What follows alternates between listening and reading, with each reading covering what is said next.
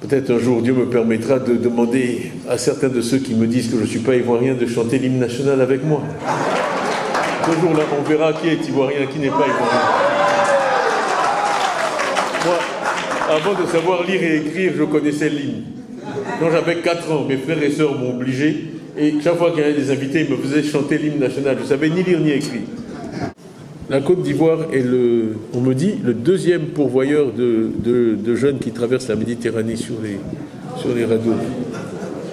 Bon, ça aussi c'est un élément concret.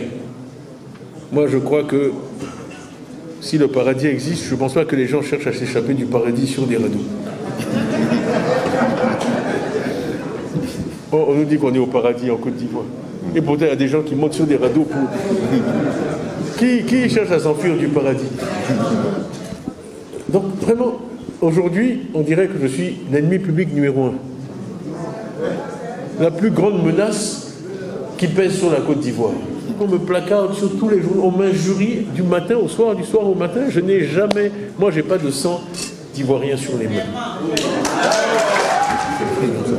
Ensuite, on a demandé aux gens, est-ce que vous pensez que M. Ouattara mérite un nouveau mandat ou pas? Il y a 33% de gens, ce sont des Ivoiriens, ils ont le droit d'avoir cette opinion. Il y en a 33% qui disent oui. Il y en a 59% qui disent non. Et pour faire rire un peu, je dis les 8% là, c'est les peureux. Eux qui disent je sais pas. Parce que tous ceux qui sont pour là, ils ont dit oui. La réponse est claire. Pourquoi on s'entre-déchire?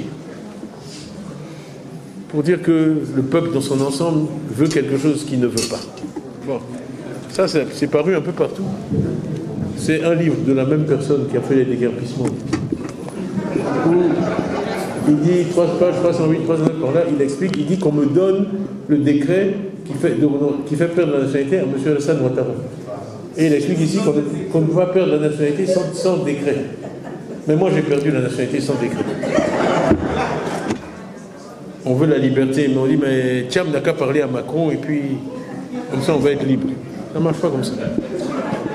Si vous n'êtes pas prêt à défendre, les Anglais ils disent, sur votre petit déjeuner, il faut le défendre. Il ne faut pas laisser quelqu'un venir manger votre petit déjeuner. Voilà. Et pour ça aussi, je suis désolé, mais il faut élire de bons dirigeants. Mais vous croyez que les gens que je connais, on dit, oui, ton réseau, mais vous croyez que mon réseau, actuellement, qu'est-ce qu'ils pensent? Ils me connaissent, ils m'ont pratiqué pendant 20 ans, ils m'ont confié les plus hautes responsabilités, ils connaissent mon niveau. Je rentre chez moi et on me donne des coups de pied au cul. Vous voyez qu'ils me disent quoi? Tu as vu? Voilà pourquoi chez vous, là, c'est comme ça. Il y a aussi une question, j'ai tout le temps sur mon absence. Pourquoi je suis pas en Côte d'Ivoire? Bon, alors, on nous a dit que j'étais pas ivoirien. Ensuite, on nous a dit que j'étais ivoirien. Indubitablement. C'est le mot qui a été utilisé. Bon, donc, mon avocat, moi, on demande un certificat de nationalité, qu'on attend toujours. Mais l'équipe de Côte d'Ivoire, plus sérieusement, a montré l'importance du leadership. Jusqu'à la finale, on a gagné. Avec quelques binationaux d'ailleurs. Ils sont pris dans leur contradiction. Ils ne veulent pas de moi, mais ils veulent garder la coupe. Si vous ne voulez pas de Thiam, il faut rendre la coupe. Ah non, c'est juste lui qu'on ne veut pas.